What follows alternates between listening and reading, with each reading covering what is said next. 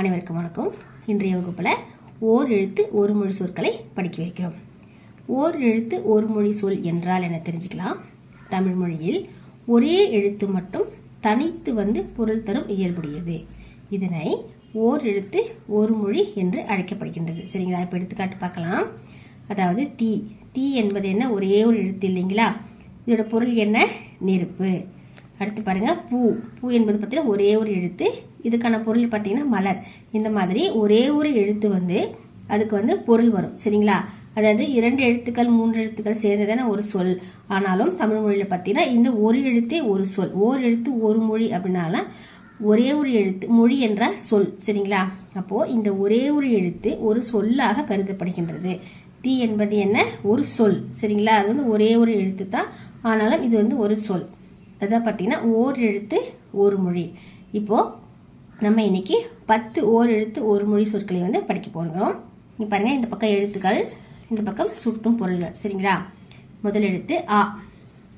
ஆ எனும் இந்த ஓர் எழுத்து ஒரு மொழி, அதுக்கான சொல் என்னன்னு பார்த்தீங்கன்னா அழகு, சிவன், திருமால், எட்டு, திப்பிலி. சரிங்களா? இந்த ஆ எனும் இந்த ஓர் எழுத்து ஒரு மொழி, ஓர் எழுத்து ஒரு சொல். சரிங்களா? இந்த சொல்லுக்கு, ஆ எனும் இந்த சொல்லுக்கு என்னென்ன பொருள் பார்த்தீங்கன்னா அழகு, சிவன், திருமால், எட்டு, திப்பிலி. சரிங்களா?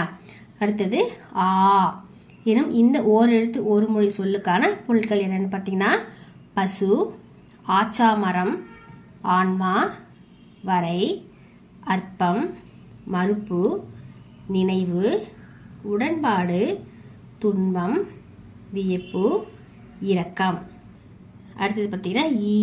இந்த ஓர் எழுத்து ஒரு மொழிக்கான பொருள் என்னன்னு பார்த்தீங்கன்னா அம்பு, அழிவு, இந்திரவில், சிறு பறவை. அதாவது ஈ. ஈ சிறு பறவை. சரிங்களா?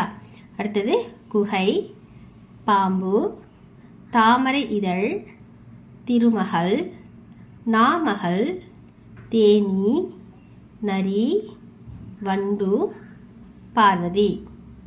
அடுத்தது ஊ எனும் இந்த ஒரு எழுத்து ஒரு மொழிக்கான பொருள் என்ன பார்த்தீங்கன்னா சிவன், நான்முகன், உமையவள். அடுத்து ஊ எனும் இந்த ஓர் எழுத்து ஒரு மொழிக்கான பொருள்கள் என்னன்னு பார்த்தீங்கன்னா உணவு, இறைச்சி, திங்கள், சிவன், ஊன், தசை. அடுத்தது ஏ. இதற்கான பொருள் வினா. அடுத்தது ஏ.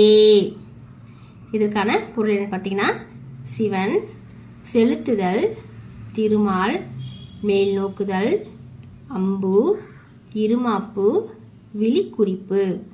அடுத்தது ஐ. இதற்கான பொருள்கள் அரசன், அழகு, கடவுள், கடுகு, சர்க்கரை, இருமல், சிவன், தலைவன், தும்பை, துர்க்கை, பருந்து, கணவன், பாஷாணம். அடுத்தது ஓ எனும் இந்த ஓர் எழுத்து ஒரு மொழிக்கான பொருள்கள் ஒழிவு, உயர்வு, இழிவு, இரக்கம், மகிழ்ச்சி, வியப்பு, நினைவு, அழைத்தல், வினா, பிரிநிலை, ஐயம். அடுத்தது ஔ எனும் இந்த ஓர் எழுத்து ஒரு மொழிக்கான பொருள்கள் நிலம், பாம்பு, விழித்தல், வியப்பு, அழைத்தல், தடை. இந்த வீடியோ உங்களுக்கு யூஸ்ஃபுல்லாக இருக்கும்னு நினைக்கிறேன். ஸோ லைக் பண்ணுங்கள், ஷேர் பண்ணுங்கள், கமெண்ட் பண்ணுங்கள்.